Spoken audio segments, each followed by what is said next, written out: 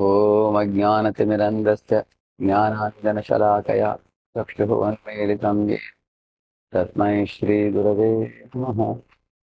Welcome all of you. Today I heard that at ISKCON, a bit Hyderabad, you all are celebrating a very big girls' camp today. Always Nitashi will not be come, and also the local mentors, Radheshyam Mataji, Samrata Mataji, and Radheshyamdas Mataji. And they all are organizing a very beautiful, big program for all of you. I'm just going to speak a very brief 10 minutes talk to you all. As you see here, I have given a heading, 10 benefits of cultivating values in human life. According to Vedas, the human life is extremely rare. And our human life is a life of responsibility, unlike the animals. Animals just eat, sleep, and produce children and die one day, not knowing where are they going. But in human life, one can learn education, culture, and devotion.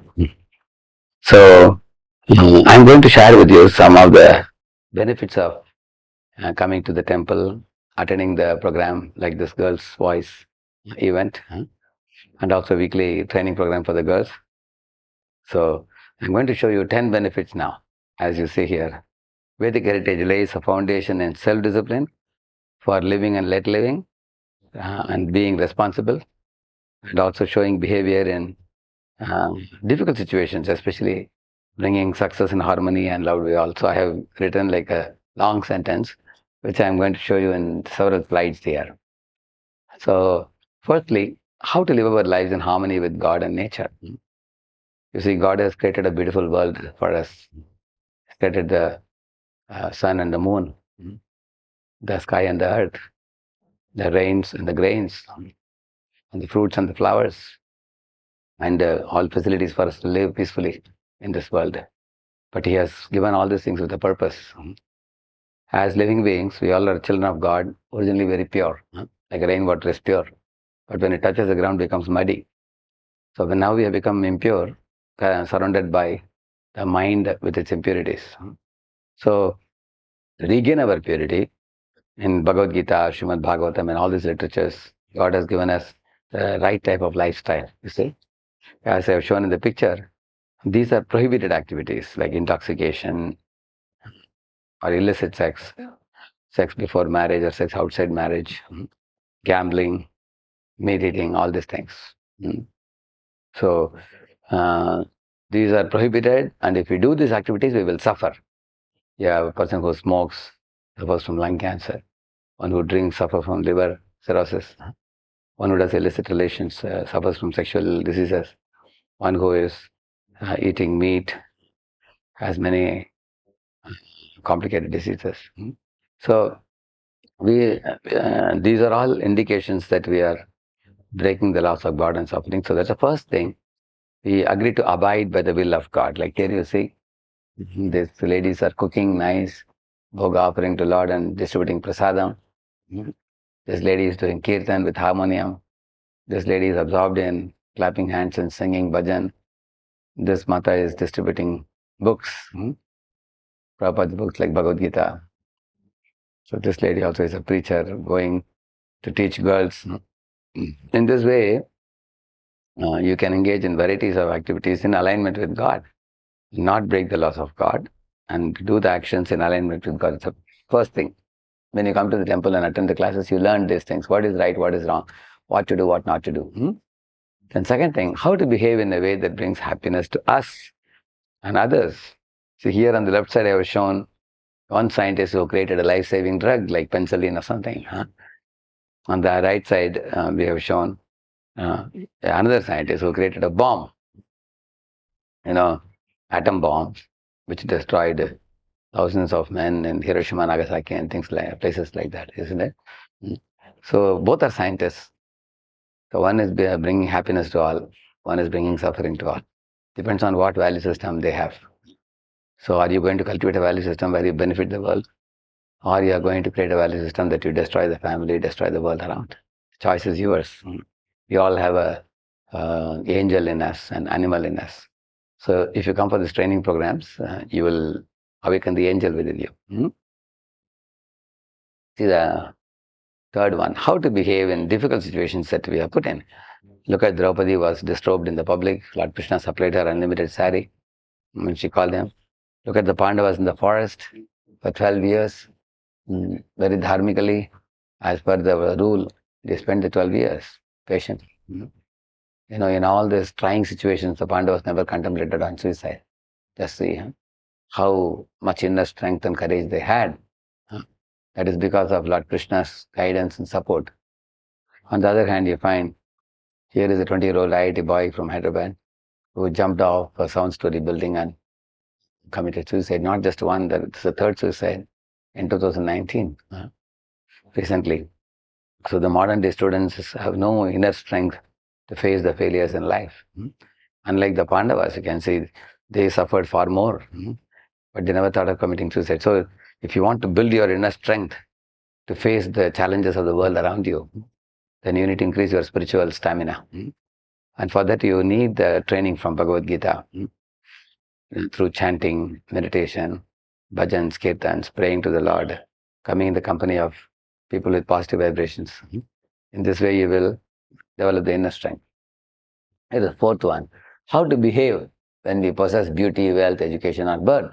In the picture you are seeing, these two men, two devatas, Alakur and Manigreva, they were sons of treasurer of demigods whose name was Kubera. Kubera was living in Himalayas in the neighborhood of Lord Shiva. So these two boys, two devatas, Nalakur and Manigrev, their father was Kubera, they were rich kids. And the neighbor was Shiva, they had good association. So in this way they were wealthy and fortunate. But they misused that facility. Look at them, they are drinking liquor. And in the Mandakini Ganga holy river, they are bringing some girls, apsaras, and practically all of them are nude with no clothes and they are misbehaving. And then Narada is coming, as you see in the picture. Narada is a great saint. When the girls looked at Narada, they became afraid. They put on the clothes and they fled from there, thinking that we should not earn a curse. But these two men were so drunken that they had no sense at all. Then Narada cursed them to become trees. But the anger of a great saint like Narada also is like a blessing in disguise, you see. So they became trees as per Narada's wish in Vrindavan, behind the home of Krishna, and saw the Balya Leela of Krishna, the childhood pastimes of Krishna. One day Krishna went between the two trees, broke the two trees and delivered these two fellows, Alakur and Manigrave. But one lesson we learn, that if you become very proud from the position of big devatas, they fell down to become trees. Just see. So the soul passes from one body to another. And right now we are all in human body. Next life we can be in animal body or a tree's body or anything like that. So one should be very careful when we have beauty, wealth, education, birth. We shouldn't become proud. And here is the opposite example. Look at Pandavas who were ruling the whole world. They were extremely humble and they were all getting guidance from Lord Krishna. They were never proud. Another example I've shown is King Ambarish. He was a powerful, celebrated devotee king ruling the whole world at that time. But he always thought, I am a servant of Krishna. In his mind, he was remembering the lotus feet of Krishna, as you see in the picture here. So in this way, if you come for these classes, you will learn, even though I may possess beauty, wealth, education, birth, all these things, it's all Krishna's gift to me in my life. I will use them properly. I will not become proud unnecessarily. Because we know it's not mine. God gave me the eyes, ears, hands, legs. God gave me the brain.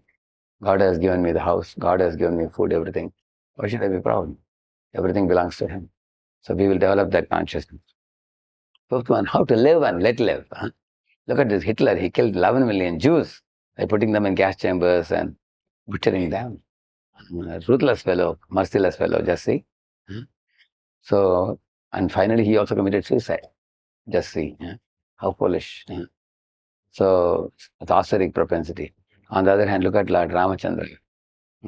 He brought happiness to all the people of the world. So even today we talk about Ramarajya.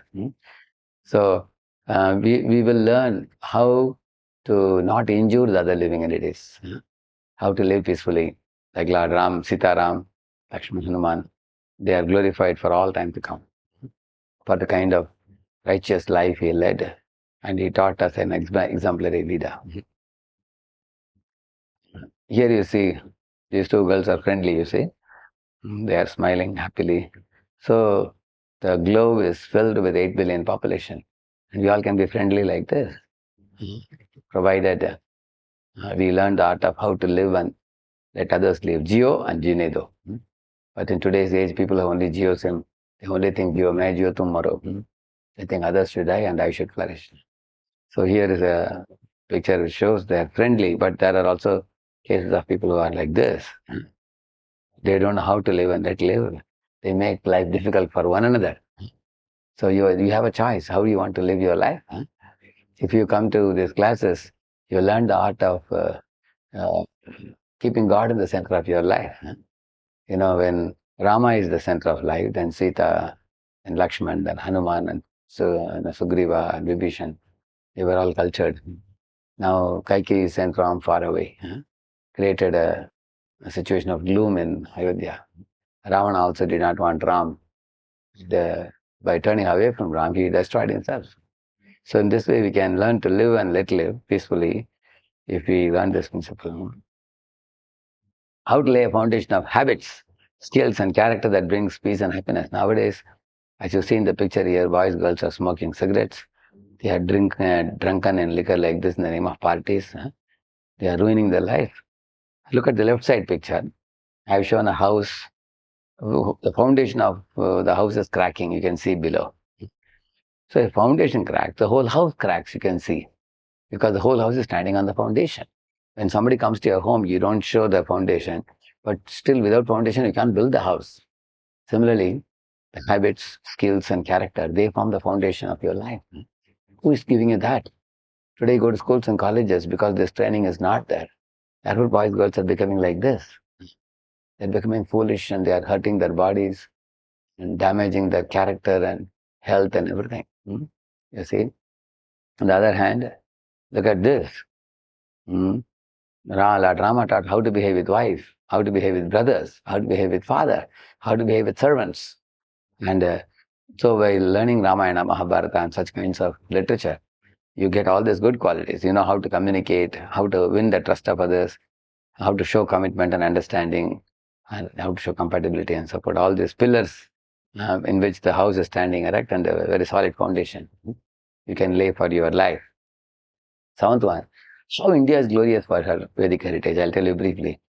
After the Second World War, Americans took a tailorist approach, we call it. They told all the employees, come here with your hands because behind your hand there is skill. We will give our intelligence and we want your hands for working with us. So they got a lot of work done and the industries boomed for a while. Then industry started nosediving. They started failing in the industries, profits started going down. They were wondering why. Stanford University researched and went to Japan to find out how they are booming in that industry. They wanted to see. And then they said, like here it is shown, Americans wanted, only the hands, whereas the Japanese are saying that you bring your hands and your head also, idea also you bring. Whereas in India, they saw, hand, head, heart, all the three. But hand alone is not enough. Americans wanted only hands, Japanese wanted only head. But Indian value system teaches us, bring your hand, head, and heart. Because behind the hand there is skill, behind the head there is creativity, behind the heart there is inspiration. So they wanted to know how in India people are putting up companies like families, how they work together so cooperatively nicely. Then they found out that in the Gurukulas, they were taught the value system, to live a life based on love, trust, and respect for each other, with God in the center. And that's what makes people live life from the bottom of their hearts, in a very friendly mood, causing least trouble to other living beings, living in harmony with others, understanding Lord is watching from the top. So this kind of Vedic heritage, where a leader is able to draw inspiration and give inspiration to people and draw trust from the people, that they found in India. So America found that skill sets are not enough. Just adding some values are not enough. But we have to bring the heart of the people to the job. And that is taught in the Indian Gurukula system, where the gurus win the heart of the disciple for their whole life. So in this way, that's a heritage in which all of you are born. and you have an opportunity to learn Ramayana, Mahabharata, and Srimad Bhagavatam, Bhagavad Gita by coming to these girls' voice classes. Okay, how to learn self-discipline for our own advantage. Look at that fellow guy. He's eating like anything. He's getting obesity, not able to control. Look at the second fellow. Just as the horses are running in all directions, he's unable to control the senses running in all directions. So the passenger is in trouble. Like that, today's boys and girls, they are letting their senses loose in all directions and they have no control of their lives. Look at the third guy who is lying in the sofa, sleeping all day, sleeping in the night. He has no control over sleep. Look at this girl who is into all social media. She is delighting in it, but her time is lost. She's not able to do her studies. Look at this lady. She's talking on phone for an hour, and the husband is showing the watch. Hey, you have no control over the speech. They're like a chatterbox going on speaking. He's telling her. And look at this guy. He has no control over his anger. He's losing temper and causing disease to himself. So we need to cultivate self-discipline, and that requires going closer to God by meditation, chanting, kirtans, bhajans, coming in the company of like-minded, peaceful-minded devotees. See, we all have a battle in our mind. The red and the white one shown, the demoniac and the divine nature. So you all know that you have both type of natures, but we have to strengthen the divine nature and drive out the animal nature. Animal acts by instinct, but a divine person acts by thinking. So therefore, in this battle, if you want to win, you need to strengthen your divine nature. Like you see here, if you're self-disciplined, you can say no to eating like this. Yeah, you can control your eating. You can control your purchasing. Look at the lady. She's not able to carry so much as she has purchased. So why? Because they have uncontrolled mind. And they want to buy more, buy more, buy more, buy the whole shop. Yeah. You can say no to it. Here you see, being responsible and cheerful in our duties. Like all of your students, so you have to study well now. But then like this child, you see, he want to play all day. Children want to play all day, but mom wants him to study. Similarly, our duty is calling us to do one thing, but our mind wants to enjoy, as you see in the picture here.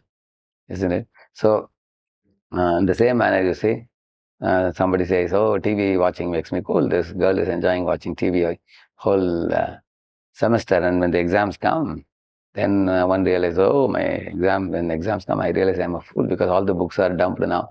He has not studied. I have to start the study, that overload comes, you see? Yeah, this way. So snoozing alarm in the morning is easy. Then you don't get up. And somebody has to come and wake us up. So for one to wake up on time and do things, that requires sense of duty, isn't it? Yeah. Similarly, sleeping all day and so forth, sleep. One can quickly wake up if you are going early to bed and early to rise. Cultivate that habit. Similarly, smartphone was supposed to be used for phoning, but now it is making everyone a slave.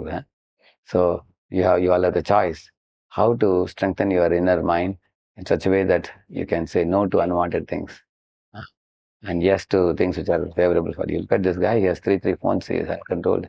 He's become a helpless victim of smartphone. And you should be able to say no. This is self-discipline, to say no to such things. Lastly, how to be loved by all. So we all are looking for uplifting association. While living in this world, how not to be envious, how not to be greedy, how not to be revengeful, how not to be jealous of others, how not to make unhealthy comparisons, but be friendly, be cheerful. And like Yudhishthira Maharaj, he always saw good in everyone. When Dronacharya called Duryodhana and Yudhishthira and said, Duryodhana, find out someone better than you. And Yudhishthira find out someone inferior to you. They both came in the evening back and said, Yudhishthira said, sir, everyone has some good quality. I couldn't find anyone inferior to me. Duryodhana said, I have seen everybody in the world. Nobody is better than me. I am the best of all, he said. Dronacharya said, you foolish Duryodhana, yeah, your estimation is wrong. You don't know who is better than you. Here is Yudhishthira better than you.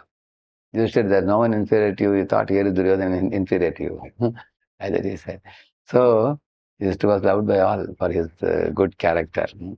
So, if you want to be a personality who is endearing, uplifting, pure-hearted, Then the training programs that you will get in our ISKCON Hyderabad temple for the girls training, that will be immensely helpful for you. Here are some of the girls who are already getting training here in ISKCON Hyderabad. This is Namrata Mataji's group. They all come together regularly. They go for trips, outdoor trips. They come for weekly training programs. Here is one Vishaka Mataji came and gave a premarital girls training. There was all girls gathering together. And here is Navya Mataji's group report of Girls' Voice. You can see briefly what all activities they do. You'll get an idea.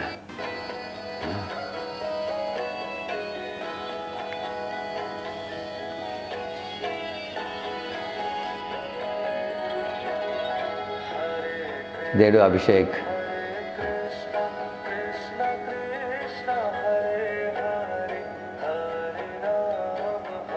So they do a lot of services. They are playing Mridangam, Kartal. They are learning.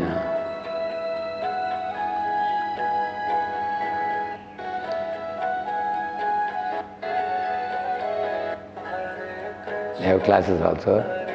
So they are doing some activities. They have some skits also. Taking prasadam together.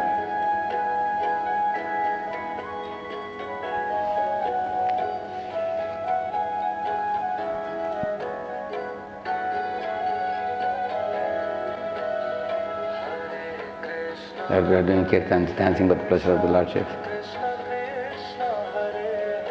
So these are weekly activities. All of you are welcome to join this kind of programs.